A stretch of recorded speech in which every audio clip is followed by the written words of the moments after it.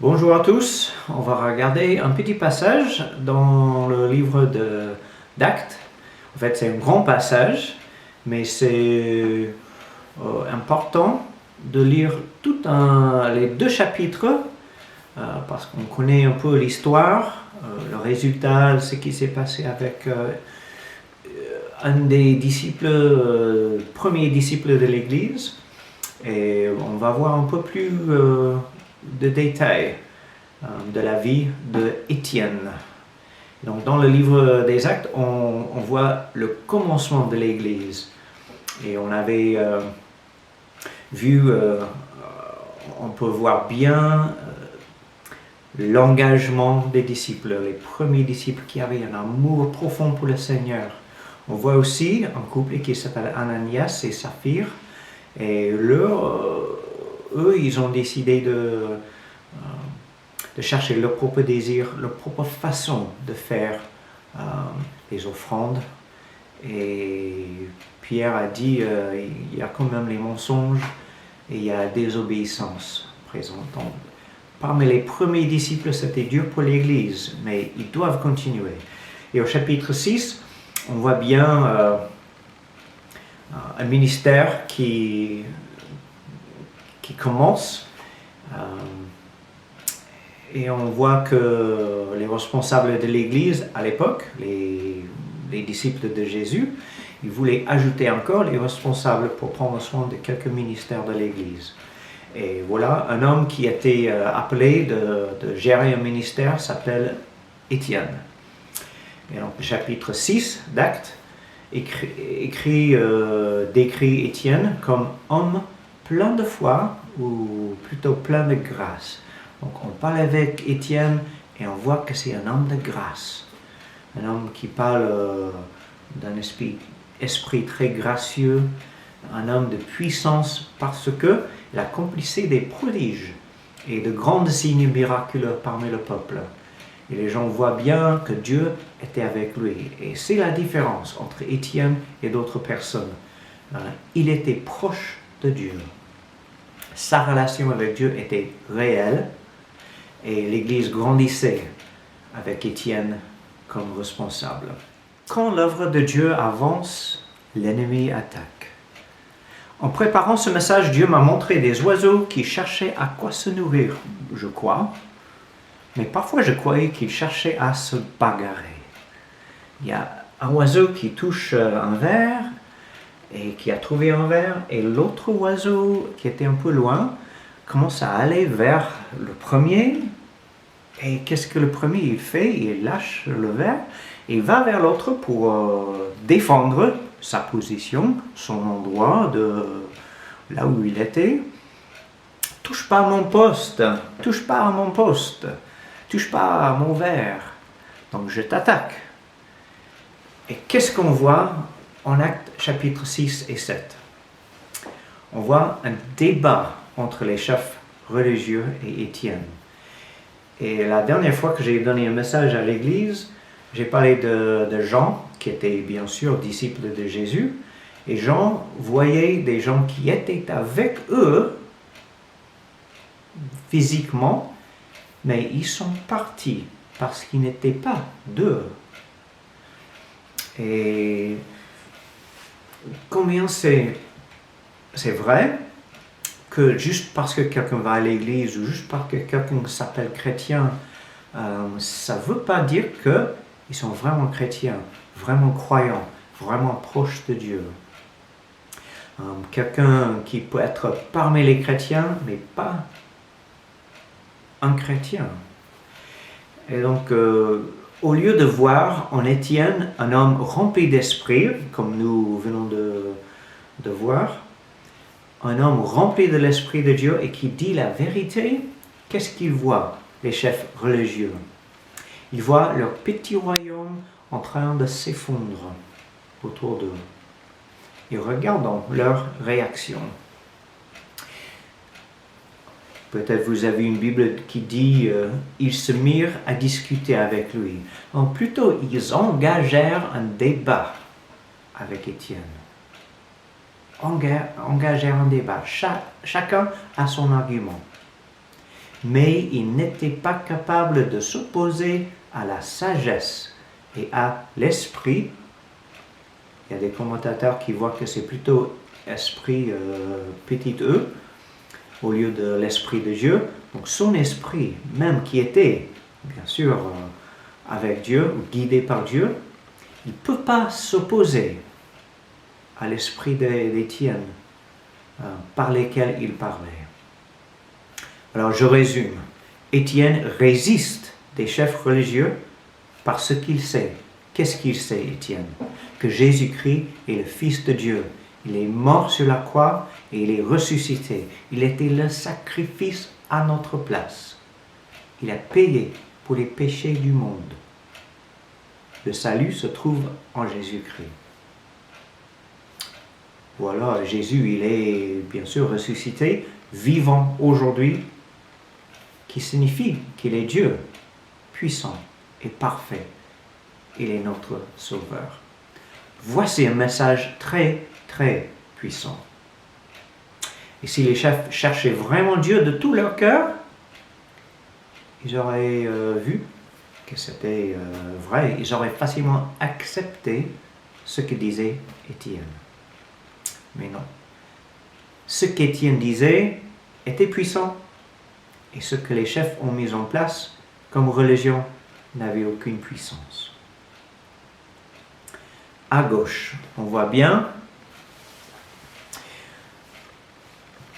une ligne dans le sable, un trait dans le sable qui montre à gauche, on décide pour cette chose-là et à droite, on décide pour cette chose-là. Il y a une différence, il faut choisir. Donc, il faut savoir où sont nos limites, où est notre cœur. À gauche, l'impuissance des hommes ou à droite, la puissance de Dieu. Et cette histoire montre bien la distinction. En fait, Paul, il décrit une situation similaire en 2 Corinthiens 10, quand il dit « Les armes avec lesquelles nous combattons ne sont pas humaines, mais elles sont puissantes, grâce à Dieu, pour renverser des forteresses. » Nous renversons quelle forteresse? Les raisonnements et tout obstacle qui s'élève avec orgueil contre la connaissance de Dieu. Et nous faisons toute pensée prisonnière pour qu'elle obéisse à Christ. Et on voit encore bien l'impuissance des hommes, l'orgueil et les raisonnements contre Dieu à gauche, et la puissance de Dieu et sa grâce, et bien sûr notre obéissance à droite. Des raisonnements contre Dieu et l'orgueil. Les chefs religieux auraient pu avoir raison, c'est-à-dire il y a un peu de logique dans ce qu'ils disent. Mais on ne voit pas un cœur pour Dieu. Le problème s'agit des raisonnements contre la connaissance de Dieu. Raisonnements contre Dieu à gauche et un cœur qui cherche Dieu dans les raisonnements à droite. Et c'est l'orgueil qui étouffe ce que Dieu voudrait faire. Et le résultat est éteindre l'esprit. En fait, 1 Thessaloniciens 5,19 dit clairement et succinctement, n'éteignez pas l'esprit. Cette ligne, ce trait dans le sable, on voit les limites. On a fixé les limites. Et Adam et Ève, même, est-ce qu'ils ont resté dans le côté obéissance? On compte sur Dieu, on est obéi, on garde comme ce qu'il dit comme vérité? Non, eux, ils ont traversé la ligne. Il y a beaucoup d'histoires dans la Bible où les gens ont traversé cette ligne. Ils préféraient leur religion, leur croyance, leur désir, au lieu de rester avec Dieu. Je reviens au chapitre 6 d'Actes. Ils ont discuté ou bien engagé un débat et leur raisonnement se montraient impuissants, les chefs. Ils étaient contre la sagesse d'Étienne, et le texte dit, comme on a vu, qu'ils résistaient à l'esprit, petit e, à l'esprit d'Étienne par lequel il parlait. Encore l'orgueil qui continue. Alors, quelle est la réponse des chefs? Trouver une meilleure réponse? Quelqu'un qui peut débattre mieux? Non. Ils soudoyèrent des hommes qui dirent « Nous l'avons entendu proférer des paroles blasphématoires envers Moïse et envers Dieu. » On voit bien l'ordre, hein? Moïse d'abord et Dieu après.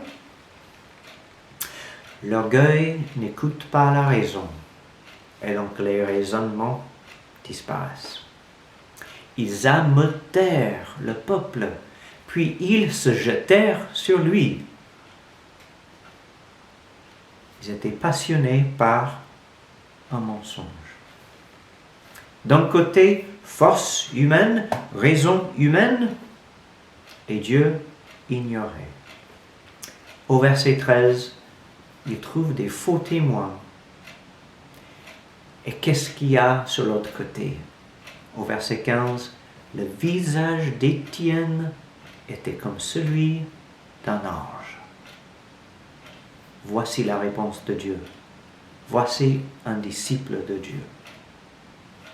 Normalement, ça ferait réfléchir. Qu'est-ce qu'il est en train de faire Dieu? Mais quand l'œuvre humaine et l'orgueil sont présents, seulement un miracle de Dieu peut changer cela.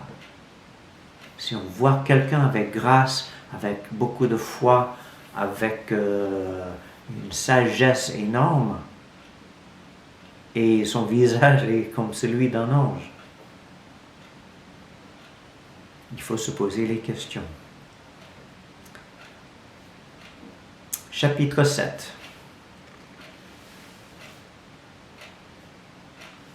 Qui commence avec cette phrase. Après toutes les attaques, qu'est-ce qu'on lit? Le grand prêtre dit, est-ce exact? Est-ce exact? Voilà, je te donne la parole, Étienne. Et les prochains 59 versets décrivent les dernières minutes de la vie d'Étienne. Alors, quelle approche utilise-t-il, Étienne, à ce prêtre qui est le prêtre Caïphe, le même prêtre qui a résisté, qui a fait mourir Jésus? En fait, tout ce peuple religieux qui ne voulait pas écouter Dieu, ils sont côté Caïphe. Ici, dans notre texte, nous voyons une approche souvent utilisée pour les discours et les débats à l'époque. On raconte des faits historiques pour montrer un accord avec ce que les autres croient. Et après, on donne ce que nous croyons vers la fin ou entre-temps pour montrer notre position. Étienne se défend contre les charges de blasphème. Il est pour Dieu, pas contre. Il n'est pas contre Moïse ou la loi ou bien le temple non plus. Ce sont les choses précieuses aux Juifs. Il n'est pas contre les chefs religieux du sens général. Il répond aux grands prêtres en adressant tous dans le Sanhédrin, c'est-à-dire le conseil, par le titre frère et père. Il a un respect pour ces gens. Il est avec eux en tant que frère. Voici un survol de ce texte. Étienne commence avec une phrase que j'aime bien. On trouve que 2 fois dans la Bible, le psaume 29 et aussi dans notre texte. Dieu de gloire. Le Dieu de gloire est apparu à notre ancêtre Abraham. Maintenant, on ne parle que de Dieu ou pour utiliser un autre terme qui parle de Dieu, mais Dieu de gloire. C'est ce qu'Étienne voit. C'est ce qu'Étienne veut proclamer. C'est lui, Dieu, qu'il faut regarder et poursuivre dans le speech que je donnerai maintenant. On va parler du Tout-Puissant maintenant. On va parler de Dieu dans toute sa gloire. Il a plus que le temple ou la loi ou Moïse, que j'aime bien. Étienne dit, je vais vous montrer plus que ça. Alors, premièrement, il parle d'Abraham et son appel. Dieu appelle et Abraham répond. Il dit oui. La foi d'Abraham se montre par son obéissance. Deuxièmement, Abraham et l'alliance. Il montre encore que Dieu est fidèle. Abraham s'est montré fidèle par l'acte de circoncision. Dieu demande la circoncision et Abraham dit oui, d'accord. Un peu de chair qui est coupée pour les garçons. Le but ayant de se purifier. Le but est de se purifier et de se consacrer. C'est Dieu d'abord. On se consacre à Dieu avec cet acte intentionnel. Donc on voit déjà, est-ce qu'on obéit l'appel de Dieu pour nous? Est-ce qu'on est fidèle à l'alliance par notre obéissance? Donc Étienne est déjà en train de poser ces questions au chef. Troisièmement, il parle des patriarches, les pères, il dit. C'est le commencement d'Israël qui existe encore aujourd'hui. Quand les gens parlent d'Israël, ils parlent des tribus. Et les tribus qui ont été nommées après les patriarches, les fils de Jacob, fils d'Israël. Mais est-ce qu'Étienne parle de leur fidélité? Non, il parle de comment ils ont maltraité Joseph. Il aurait pu choisir n'importe quelle histoire, mais il choisit cette histoire pour montrer que les patriarches, même, eux-mêmes n'étaient pas fidèles. Et aussi, il parle de Dieu qui a élevé Joseph et en même temps, Dieu a humilié ses 11 frères, les patriarches, les pères. Remarquons bien le conflit qu'explique Étienne, la différence entre le chemin de Dieu et celui de l'homme. Et si vous avez vos Bibles, Acte 7, le verset 19, Étienne dit, notre peuple, nos ancêtres, il est là, Étienne, il est juif. Mais il veut montrer qu'ils ont mal agi, les ancêtres. Quatrième histoire, Étienne donne l'histoire de Moïse. Voici comment il va décrire Moïse, qui était beau aux yeux de Dieu. J'aime bien ça. Il était nourri. Étienne montre la tendresse envers Moïse. Il était élevé par la fille du Pharaon. Il avait toute la sagesse. Il était puissant en parole et en acte. Étienne n'est pas contre Moïse. Alors, dans quel sens Étienne voudrait-il aller? Au verset 25, il explique que Moïse a été envoyé par Dieu pour délivrer le peuple. Mais ils ne l'ont pas compris. L'œuvre de Dieu, mais le peuple n'a pas compris. Étienne est plutôt contre la réponse du peuple. La réponse de leur cœur. Et au verset 26, le jour suivant, Moïse est venu au milieu d'eux, alors que certains se battaient, et Moïse, a essayé de ramener la paix en disant, vous êtes frères, pourquoi vous faites-vous mal l'un à l'autre? Mais celui qui maltraitait son prochain l'a repoussé en disant, qui t'a établi chef et juge sur nous? C'est bien la question qu'il faut se poser. Elle est bonne, la question d'Étienne. Étienne voudrait bien montrer l'œuvre de Dieu. C'est Dieu qui appelle Abraham pour avoir un peuple, et Isaac et Jacob. C'est Dieu qui montre son projet par Joseph. Il ne faut pas avoir la volonté et la jalousie des frères, mais qui sont aussi les patriarches, mais un Dieu qui appelle à la sagesse et à l'écoute de son appel. C'est Dieu qui appelle Moïse, qui est étonné que ce n'est pas clair pour tous, l'appel de Dieu. Et nous verrons au verset 30 les conséquences de leur rejet. C'est 40 ans plus tard qu'un ange, lui, est apparu dans le désert du mont Sinaï, dans la flamme d'un buisson en feu. 40 ans ajoutés à leur douleur. Ils étaient esclaves en Égypte. Et Moïse dit, je suis là pour vous aider, pour vous délivrer. C'est Dieu qui m'envoie ici. Ils disent, on n'accepte pas. Et alors, 40 ans ajoutés à cet esclavage. Et encore 40 ans dans le désert, après leur exode, après leur départ d'Égypte. 40 ans de souffrance dans le désert, parce qu'ils sont toujours en train de rejeter Dieu. Au verset 35, acte 7, 35. Ce Moïse qu'ils avaient renié en disant qu'il t'a établi chef et juge, c'est lui que Dieu a envoyé comme chef et libérateur. Au verset 36, c'est lui.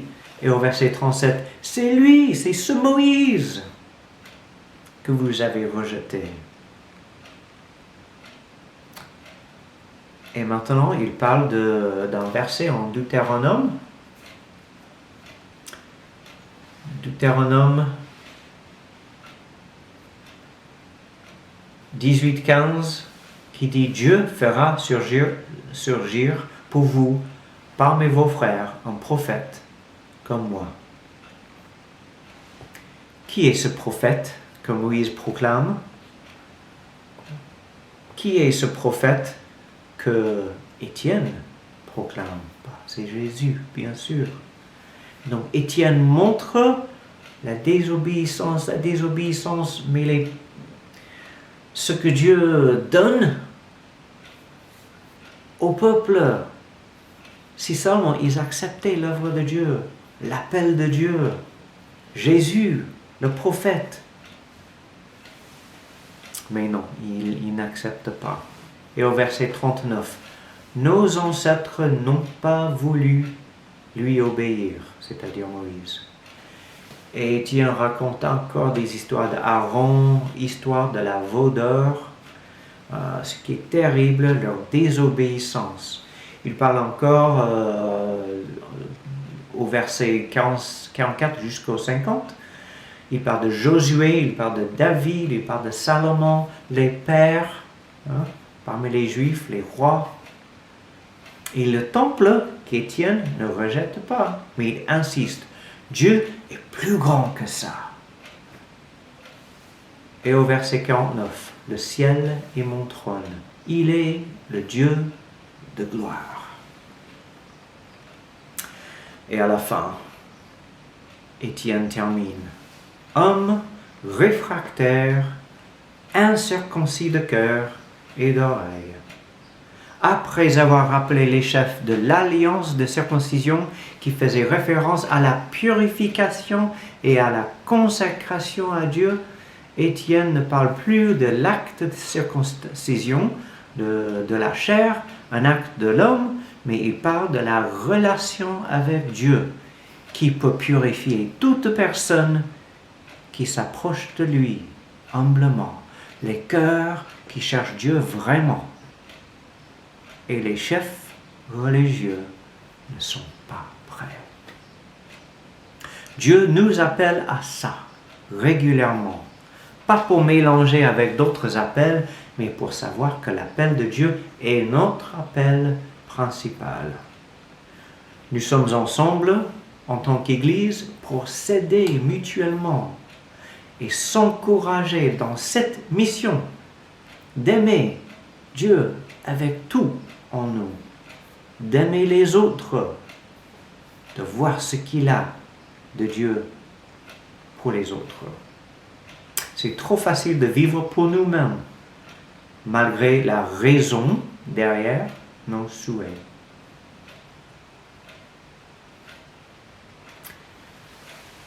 J'ai été dans une queue énorme récemment. J'attendais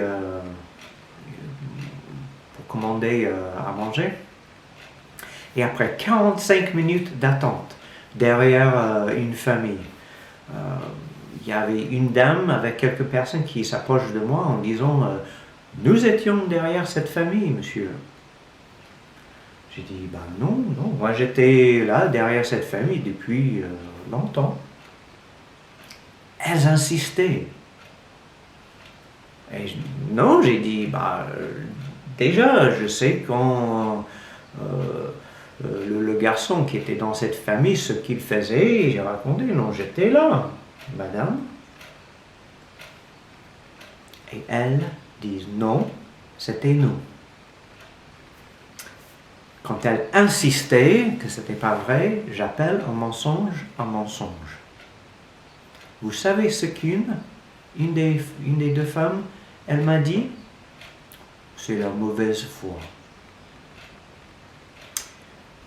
Dans ce cas, il fallait être sûr que je disais la vérité et pas juste mon opinion ou j'étais presque sûr. Ah non, autrement j'aurais dit je crois ou je pense ou je suis pas sûr. Mais non, dans ce cas, il n'y a pas de mauvaise foi quand on sait ce qui est vrai. Si quelqu'un dit à vous, vous avez la mauvaise foi, est-ce qu'il a raison? Quand je vois Étienne qui déclare la vérité de Jésus et la volonté de Dieu, qui est beaucoup plus important que toute queue et les gens qui sautent les queues, toute raison par ici, c'est pas plus important que ce message de Jésus. Nous savons que c'est vrai et que la personne en face a tort. C'est très clair. Étienne suivait Dieu fidèlement jusqu'à la mort, et bien par sa mort, avec un message clair et pas compromis. Soyons-nous prêts, nous aussi, de déclarer cette vérité et de ne pas accepter des mensonges, pas être dirigés par nos propres désirs, par nos souhaits. Voilà, Actes chapitre 6 et 7.